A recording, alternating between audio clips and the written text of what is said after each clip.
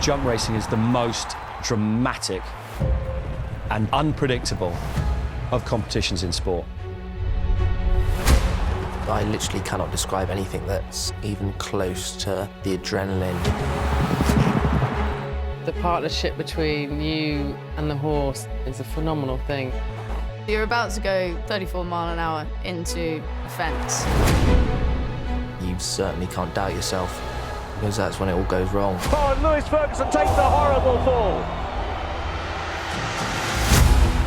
These guys are so hardcore. He's like that, a room. You name it, a jockey can break it.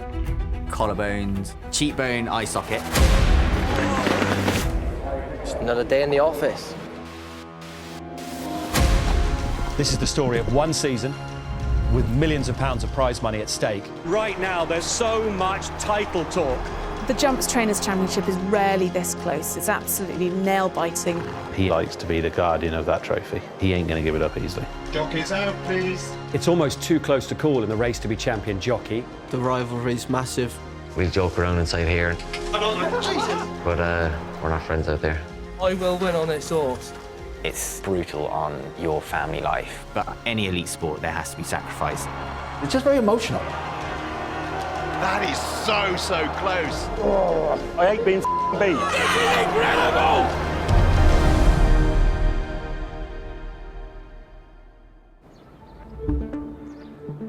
It's Kempton. It's Boxing Day, one of the big sporting days of the year. The hotbed of the jump season is October till April. The season's peppered with Grand Slams, the Grand National. Everybody knows about. The Gold Cup is like our Olympics. But the first one is the Christmas highlight, and it's the King George. The King George is one of the most prestigious races of the entire season. It is all about its history and the glory. Let me 12 quid. Yes, serious prize money. £250,000 up for stake, £150,000 to the winner. As Christmas presents go, I don't think you can get a better one than that, yeah. It's massive for a jockey to win the King George. All the greats of the game. It's a race that they were desperate to put on their CV. To win the King George at Christmas time is like being a child again, because it feels like Santa's come. It's a big day for all involved. There are weeks of work going into that, and it's down to the jockey for 5 minutes to get it right or get it wrong. It's very easy to get it wrong.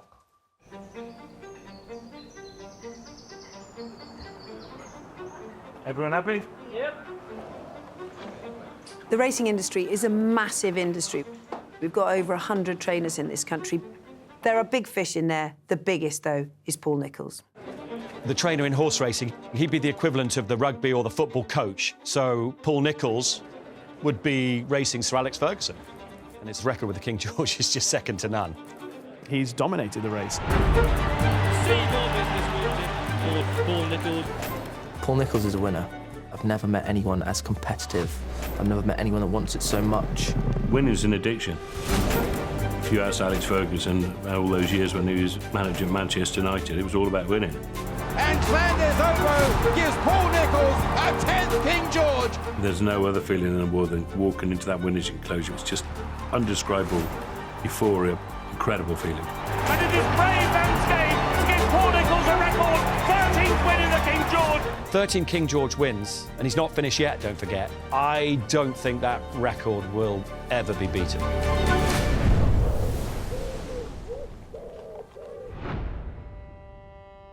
Roman Roy, 2. St Christopher, 2. Is he coming along? Run him in January? Run him in January? It might bring him forward, yeah. But Okay, Gillian Morbier. Paul Nicholls is different to a lot of other trainers. His attention to detail, he does all the race planning for nearly 200 horses. He puts hours and hours into it. He will get the horse fit. I reckon it's a machine, but we need to just get him jumping. Then turns into the tactician. Tell you who could be horse for that is that horse that ran yesterday, 135 not out. Deciding which race the horse goes for, who rides the horse. Is you right on him? Yeah. And then the tactics within every race. Paul Nicholls is just the absolute master of it. You all just want to go up through in pairs, nice and steadily, and then go round and we'll do it 3 or 4 times. Well, that meatloaf jumps, doesn't he? The horse at the back there with the white faces, of course, called Meatloaf, part owned by Sir Alex Ferguson. We do lots of practice. It's jump racing. If you don't jump, you don't win. It's no more than a football or practicing penalties or practicing anything. These are all practicing jumping. Right, let's go back to the yard. Paul Nicholls has built his stable up from when he first started more than 30 years ago with 8 horses. He's worked very hard to get where he's got to now with 200 horses. Quite a frost this morning as well. It's chilly, isn't it? Tell you what does work. These heated seats on Nicholls. They lovely, are they? Absolutely unreal. The heat and steering wheel in this is amazing. Is it? Well, Yeah, it's awesome. Got all the tech. Ditchett's the most fantastic facility. The horses have the best of everything. It's basically like living in a 5-star hotel, the way they're treated. And that's with a purpose, to get the best out of them and to win races, obviously. Last season, Paul Nicholls achieved his 14th championship with a record haul of prize money of 3.6 million. He's one of the all-time greats. And just look at his CV. He's won every big race. He's a serial winner. There's a lot of expectation. It's hard staying at the top because everyone wants your position. It's hard getting there, and I think it's even harder staying there.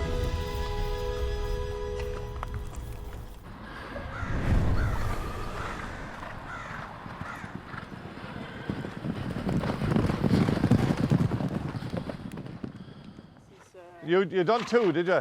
Yeah. All right.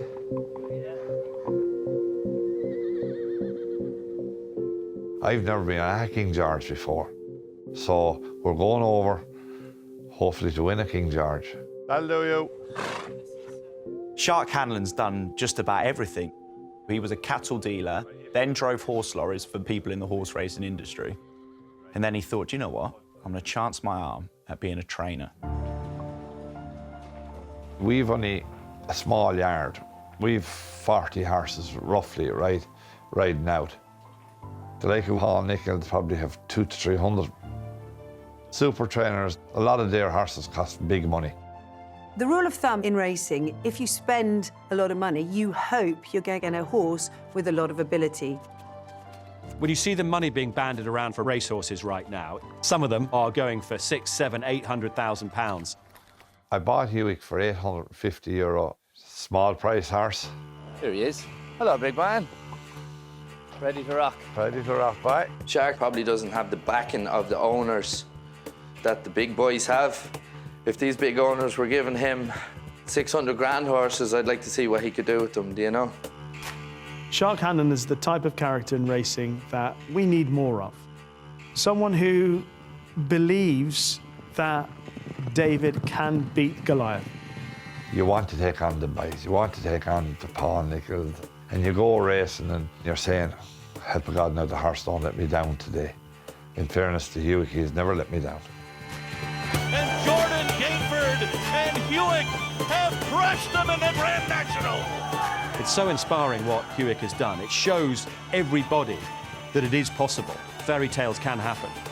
To get a horse who costs that little money to win a prestigious race, it just doesn't happen. I was there that day, and that was something to behold. They know how to have a good time as well. Shark Hanlon's superstar Hewick received a hero's welcome as he returned home to Bagnallstown in County Carlow. Any sport needs characters.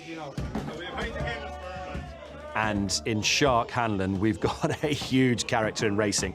Hewick heading into a pub was probably par for the course for the Shark Hanlon team, and the images were spread all over social media. I think it made the news as well. Everyone else was going to the pub, why couldn't he? Yeah.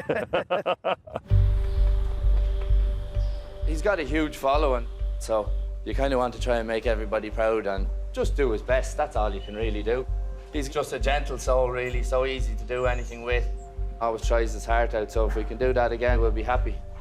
Jordan Gainford is the regular rider of Hewick, but he's on the sidelines. So when you're looking around for jockeys who are available, look for the ones who are in good form. All right, Gab? All right.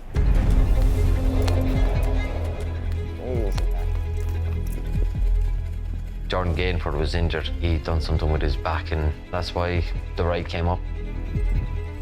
It's amazing to think that Gavin Sheehan's got the ride on Hewick He's never met the horse, let alone ridden it.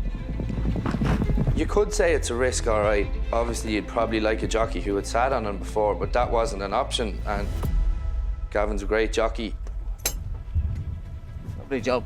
Gavin Shin, you know, he's rode plenty of races, but if he can take out the King George, then without a shadow of a doubt, this will be the biggest highlight in his career. Does Hewick have a chance? When you've got horses in the race, powerhouses trained by the best, you know, poor Nicholls, it's very hard for any horse on the planet to beat the likes of those. Woo. Perfect. Okay, Harry. I know what you think Saturday. What? But I will win on this horse. On Saturday? Yeah. What do you mean you know what I was thinking? 5 off. No, I was thinking of waiting for the right day. Harry Cobden is basically our stable jockey. He's only 24. Just a natural horseman. Desire to win, team player, doesn't very often make mistakes. And if he does, he doesn't make them twice. It's obvious that Paul Nicholls earmarked Harry Cobden as a future star. He's been part of the yard for a long time. He's had lots of fantastic jockeys in the past, so like if he didn't think I was up to scratch, then like you're out the door. Brave Man's Game wins the Ladbrokes King George. Harry Cobden up in the irons at the finish.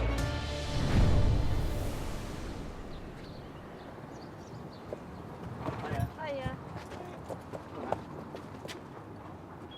67, thank you. Brave Man's Game was a brilliant winner 12 months ago. Harry Cobden's the best rider in Britain. They're a potent combination. The King George is the most important race around Christmas. He's obviously got a good chance. He's a sort of reigning champion, and he's had 2 good runs this season, and he comes here fresh and well and fit, so he's ready to go. It's a big event. Everyone wants to win. There's 6 runners in this year's King George. 5 very established, expensive racehorses. And then there's Hewick. That's Hewick. I'd say there'll be serious pace in the race today because you have 3 or 4 front runners out of 6 runners. So I'd say there's going to be savage pace. Hewick's chance. He's got the stamina. I just worry that he might be run off his feet in the King George. Shark wouldn't be bringing any horse over here if he didn't think he had a chance. He believes in that horse. For a horse that he bought for 800 quid. What happens now, he goes back in for a rest, gets his breakfast, and we go for our breakfast. So, most important half hour of the day. What's Shark been telling you today? The more I look at this King George, the more I think I got a chance. We got good old banter with the other jockeys. When you're doing something like we do, where 2 ambulances follow you around, you can't be too serious all the time. But we'll have a laugh inside here and a bit of banter, but go down to the racecourse and it's all serious and we're not friends out there. As long as Hewick hasn't been in the pub with Shark on Christmas Day, he'll be all right.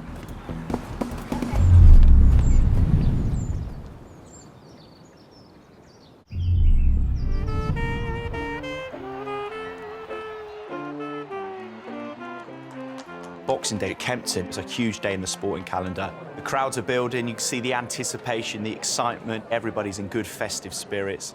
There's definitely a Christmas atmosphere running all the way into those meetings that time of year. How much turkey did we have? For us, so like Christmas doesn't really happen because you're always concentrating on Boxing Day. Could have had more turkey. If you have a chance in the King George, you give up Christmas Day every day of the year.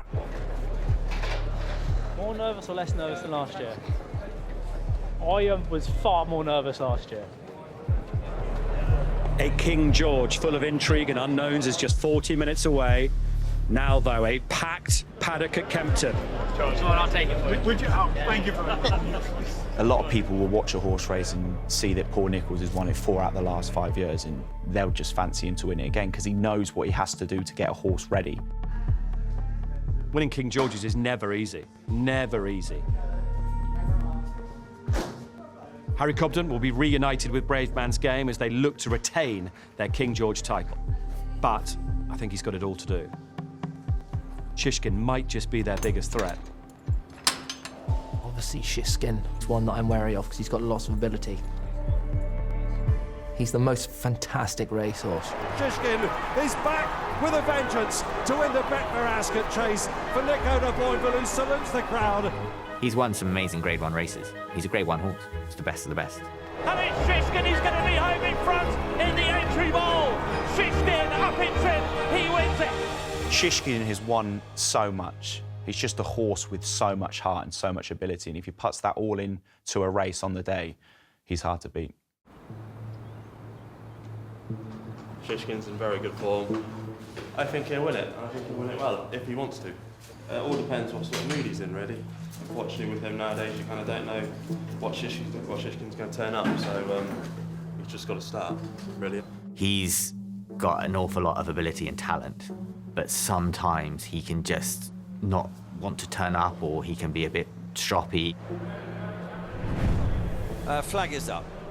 Starters ready for them. They're off.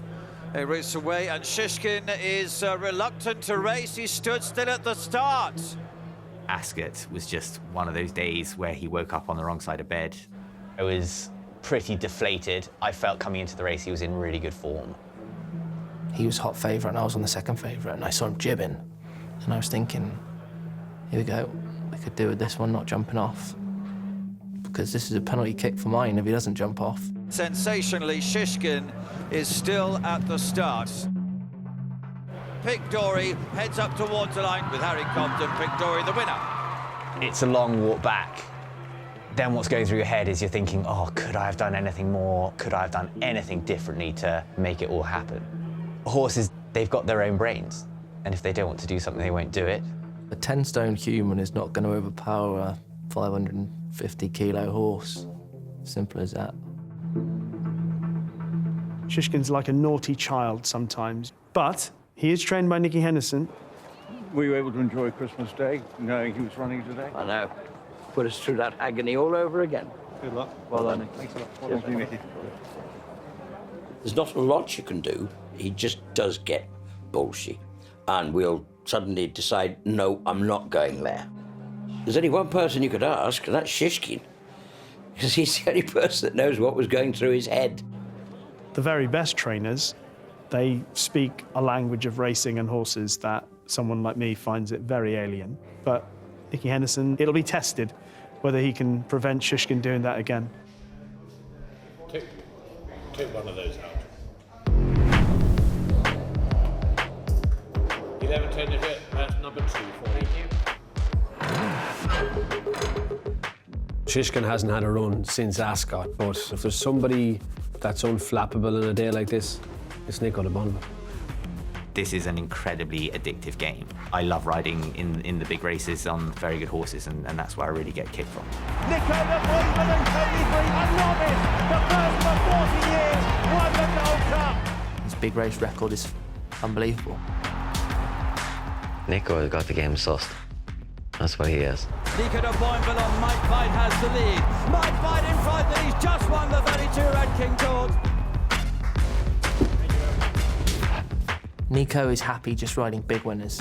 I don't think he wants more rides. He's 10 years older than me, though, so I don't blame him.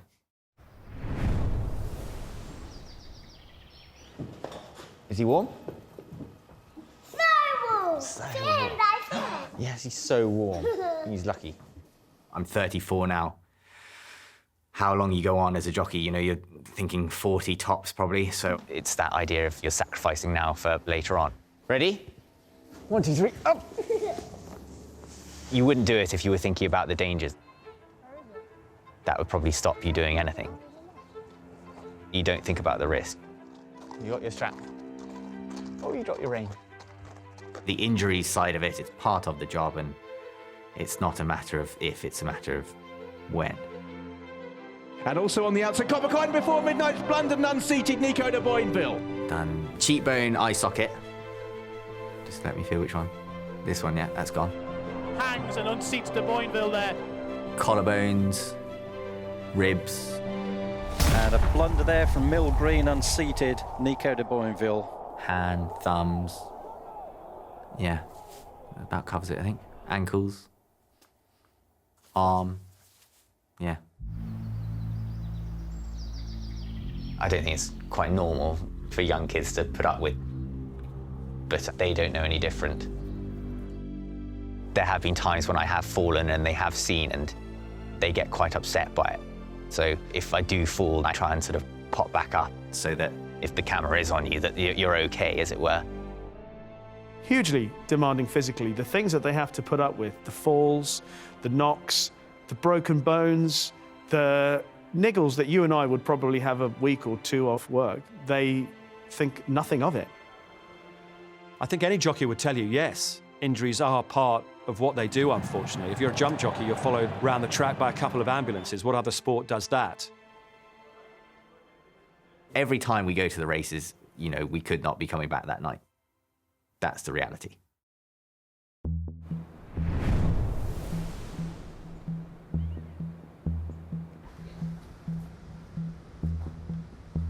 You get into a routine that you're comfortable with, and that's what you do. That's why you get some lads going off and doing 10 laps of the track. You know, I could never do that because I'd be fucked before I started. Right, fans get. That's going to speed again. It's a big day for all involved. It's probably more competitive because it's such a big meeting. Well, that's what we do it for, the big days. 3 minutes, jockeys, 3 minutes. Nerves are good because nerve keeps you sharp. As soon as you cross them doors, it's game face. The Ladbrokes King George looks an absolute cracker this year. So many uncertainties, potential good stories. It's got all the ingredients to be a really good one. Jump out, good start. We don't want to sit second line. Don't go wide around the outside like that. I'll go down the paint. I never feel stressed, or like I would never go out there feeling overwhelmed by the occasion, but I feel a sense of responsibility to get the job done. Where's Bryony then? I knew we were missing somebody. Have they gone? They've gone. They always forget me. Horse racing. It's one of the only sports where men and women compete against each other. Well, here's Bryony Frost. She's been here. She's done it before. We've talked to all the big guns, Bryony, but we can't not talk to you. After all, Frodon's won a King George. Well, if you're talking to the big guns, then you better come and talk to us too, then. Wow, I like this fighting talk from Bryony. You just got to get out there and get galloping. All right. Good luck. Paul Nicholls has got a strong hand again for the King George. He's got last year's winner, Brave Man's Game, and then public combination, if you like. The popular Frodon and Bryony Frost. They have been a sensational partnership that's really captured the public's imagination. He will bite you. Yeah, I know. He's got that cheekiness about him right now. Frodon, we know each other like the back of our hands.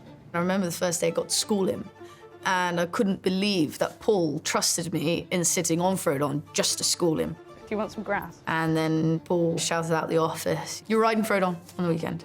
Did he just say I'm riding Frodon on the weekend? Do you want to go for a ride later, Frode? And then we grew this partnership and we kept winning. Frodon and Bryony Frost have routed them. She's won by a very long way. Frodon's the winner. He's achieved more than I can ever imagine he can for me. He's made my world. Frodon and Bryony Frost have match weight in racing heaven. He's going to see it out to win and get a champion. She's done very well. She's ridden some big winners. She's been good for the sport. Frodon is out in front for his biggest prize of all. Frodon has taken the King George. I did that with Frodon winning the King George. She's won a lot of good races for us. He is retiring this season. He's probably got one more run, maybe two, we don't know. He might go out on a high. He won't be replaceable. I'm thinking wide, jump positive, wing him out over the first two and see where we are. Yeah. This year, we're the outsider of all of them because our tyres are getting a little warm, we're getting a little older. but he's already had the crown, so he very much deserves his place on the lineup. Hey, Freddie, well, you get your own walkout, hey? This could be the finale. This could be his final run. He owes no one anything. Whatever happens, he's been a superstar. Let's go out and enjoy every second, every blade of grass we're going to cover, every fence we're going to gallop into. Don't treat it like it's our last, treat it like it's our first. If he could go out on a swan song win in the King George, it would be fitting. Whether it will happen, well, anything can happen in jump racing.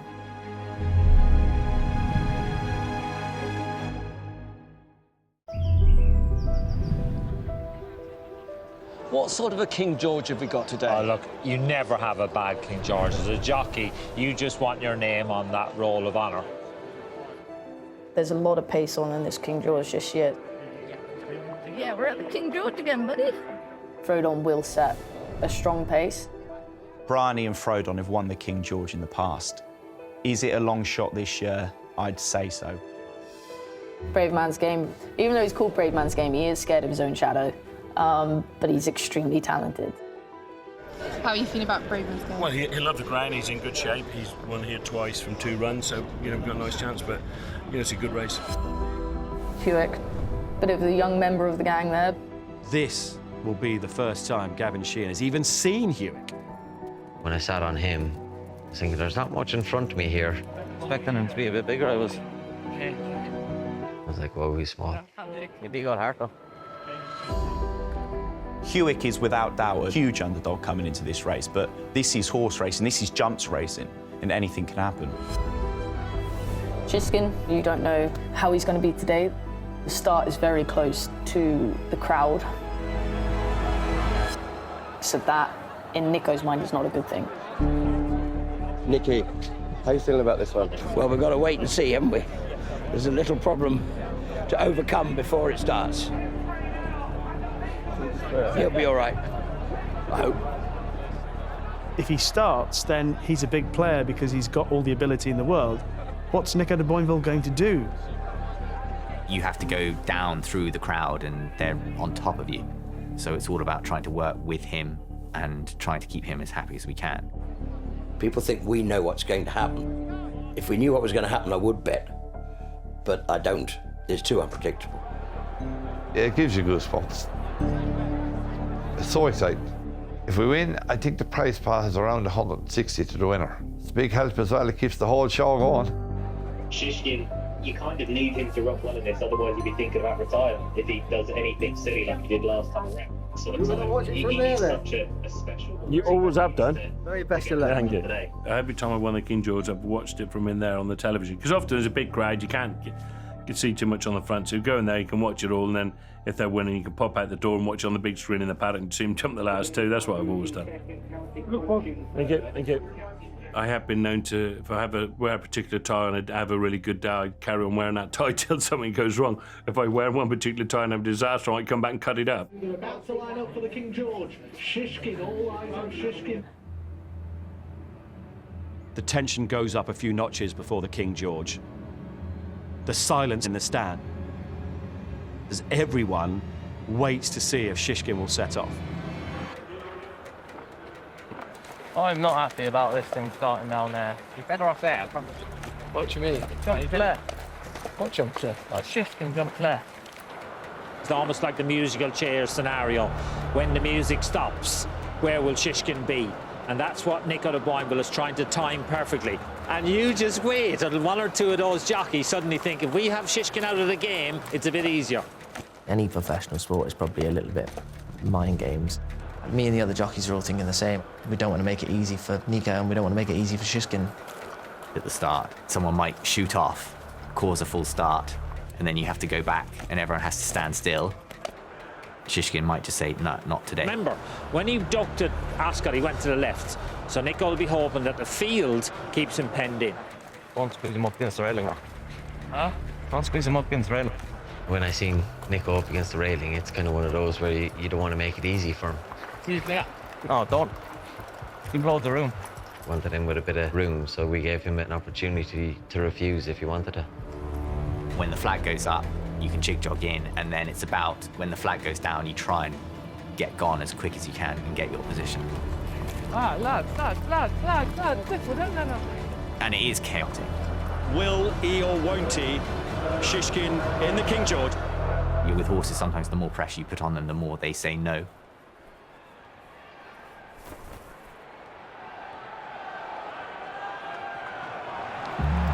Oh, Shishkin has started. That is a huge relief for the Henderson team. And it's Allaho and Brave Man's Game with Frodon on the outside as they head towards the first of 18 fences. I think the key to riding well is riding on instinct. I literally cannot describe anything that's even close to the adrenaline, like going flat out over fences.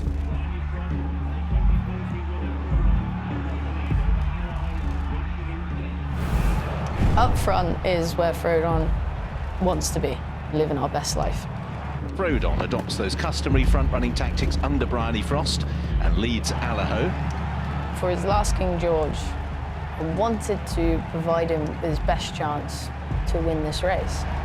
3 deep. In 5th place is Brave Man's Game.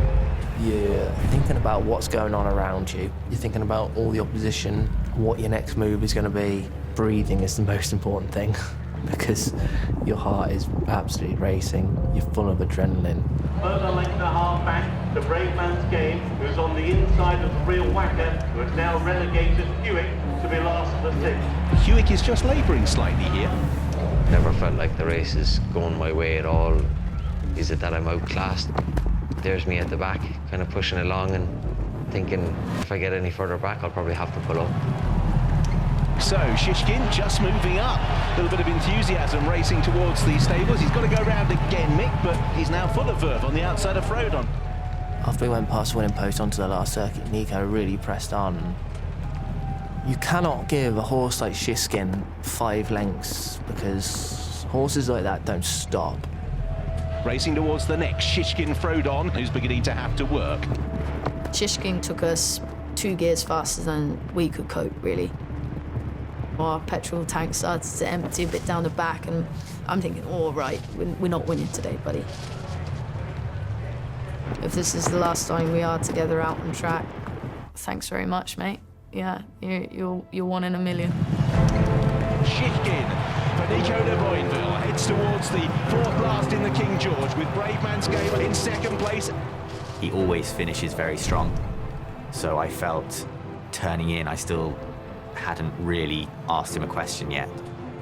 I'd put the rest of the field into a bit of trouble, and I still felt that I had a lot left underneath me.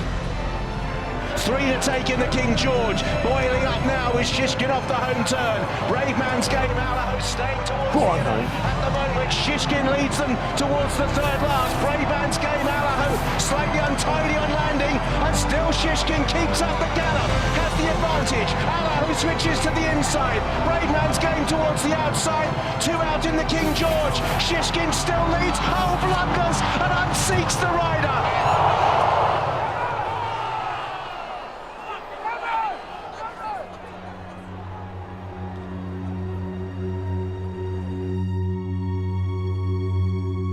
Second last, he actually winged it.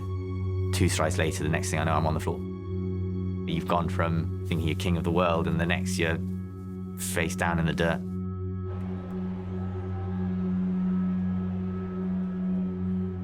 That's jump racing. That's why a lot of the people in the sport are kept fairly humble. It doesn't matter how well you think you're doing, the next thing you could be on your ass at the back of a fence or a hurdle.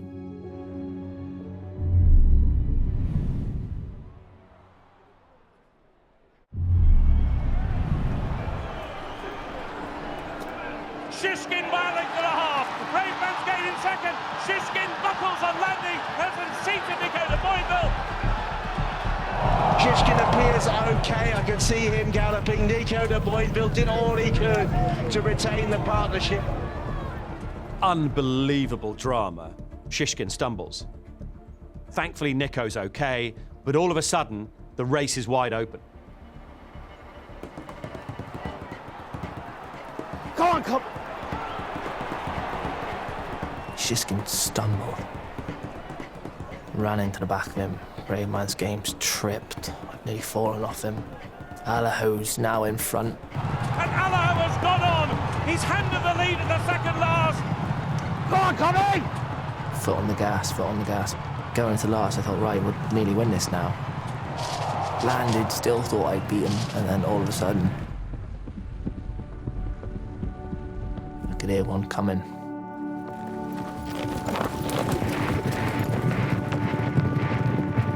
I was out the back on my own,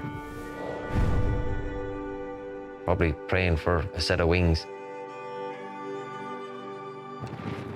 Jumped to second last, and as I passed Nico on the ground, I literally felt like I'm taking off. It's the others that are slowing down in front of me. As soon as I landed at the last, I'm not winning. I might win. Out of nowhere, here comes Hewick. Between the second last and the last, I could see him coming. I think my heart nearly stopped. Hewick running on in third place. It's closing fast on the front two. Allaho, brave man's game, but Hewick on the outside is delivering a challenge. And Hewick right to the outer from last to first seizes the King George for Gavin Sheehan and Shark Hanlon. This little whippet is flown down the outside and done the lot of us. Suddenly I go past the winning line in front and think whoa and think how.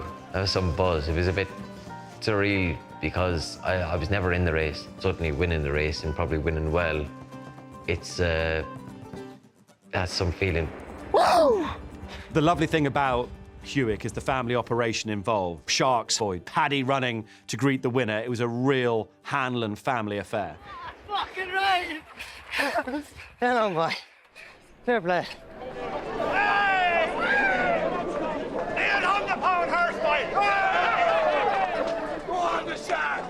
It's absolutely brilliant. To go to the King George and you had Paul Nicholls. How could that get up and win? I mean, it was like nowhere. It was like going nowhere down the back. Look. Nicky Henderson, all behind you. That's what the dream is about. It's unreal. I can't describe it, to be honest. It's, I don't know, shocking.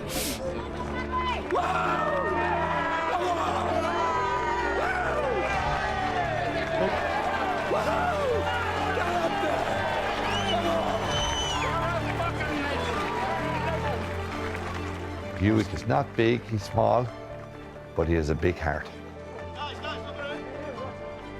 probably no better feeling in the world when they cross the line with their head in front. 10 times better feeling when you don't think he's going to win and then they end up winning. To be there and to be winning the races like the King George, it is a dream, yeah. It's a dream come true, really. No, he's just very special, and please God, he can get a couple more Grade 1s to his name. Winning is the best thing. Losing is hard to take, whether you're an owner, trainer, jockey, or a punter. And unfortunately, there are more losers than there are winners. Nick, how are you feeling? Bit shit after that. Losing something like the King George, which you thought you'd have in the bag, it's quite hard to clear your head, but you know, essentially you've got to do it. You've just got to move it past and get back in the room. Yeah, it's about being professional. Thanks for believing that. I just saw 2 hoops like, straight past my head. Right, getting lucky there, weren't you? I'd say one of my strengths would be that I wouldn't dwell on things. Get out the next day and ride a couple of winners and put it right. Here, lads, come on, get in, Tom. Well done, well done, lads. Well done.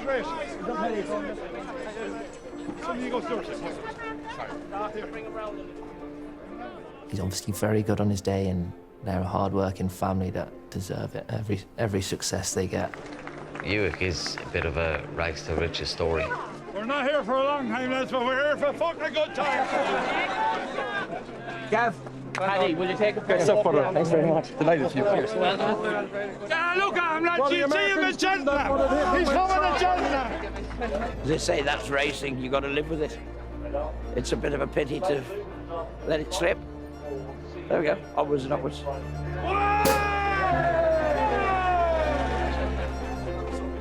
You always want to win, don't you? But he's run a good race. That's what it's all about.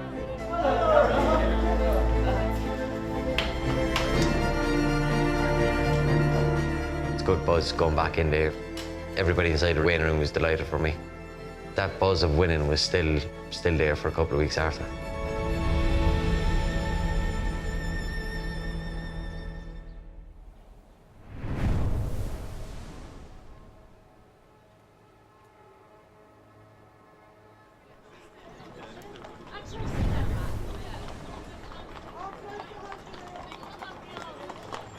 Just stand back, guys. He is really fresh. I'm bribing him with a carrot. Oh, it's your last day today. Hey? Frodon's leaving. He's been with us since he was 3 years old. Been a fantastic horse. Boy. Okay. Line up this way, everyone. Yeah. You know, half their life is racing, half is after racing. So to make sure they have a really good home, like he's going to have, you know, pleases us all. Mr. Volt, who's owned him, gave me the huge honour of being able to now look after him. Hey. See you down there, guys. See you down there. And for me, to be able to do that is a huge honour. All right, Fred. Yep. Here he comes. Yeah. Yeah. Good boy. Woo. Where are we? Frode, he's finished his career on his terms, which is our biggest achievement. Check out your new neighbour and tell him how to be a racehorse. I can now give back what he has given to me in so many ways. I can show him love, I can show him fun, I can allow him to get tubby because he definitely loves food. You okay? Yeah. You okay? Yeah. Yeah. He had a long career, he covered a lot of miles and jumped a lot of fences. There wasn't once I ever felt that he was letting me down. Never once. Freddie, do you want to go for a little ride? Never once made me feel that we were gonna unship with each other or anything. He always held me very tight, and yet to that I owe him everything. There you go. There you go, good boy. Ah.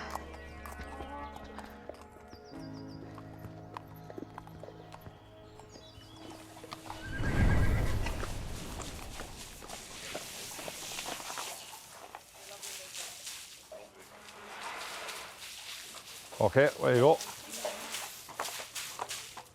When you're walking down out of the stand after having a winner and everyone is giving you a clap on the back or whatever, it's probably one of the best feelings in the world. And yes, we've done it. We came to do it and we've done it. All right, lad. Well, boss, how are things? How are we getting on now? All good, all good. All good. Here she is. There she is, boy. Have her shined up and off. Here she is, lads. Look, that's the one we all wanted. Every trainer in Ireland and England wants to win it. Name is going here. Look at all the good names on it. Brave Man's Game. We bet him this year. Yeah. Frodon finished behind us this year. Two of the last 3 winners finished behind us this year. I think there's only 6 Irish horses have won it since 1937. So to get in there and get your name on that trophy means so much to me and means so much to all the family and the aunts in the yard and everything. Oh, you hear it, look. Hello, big man.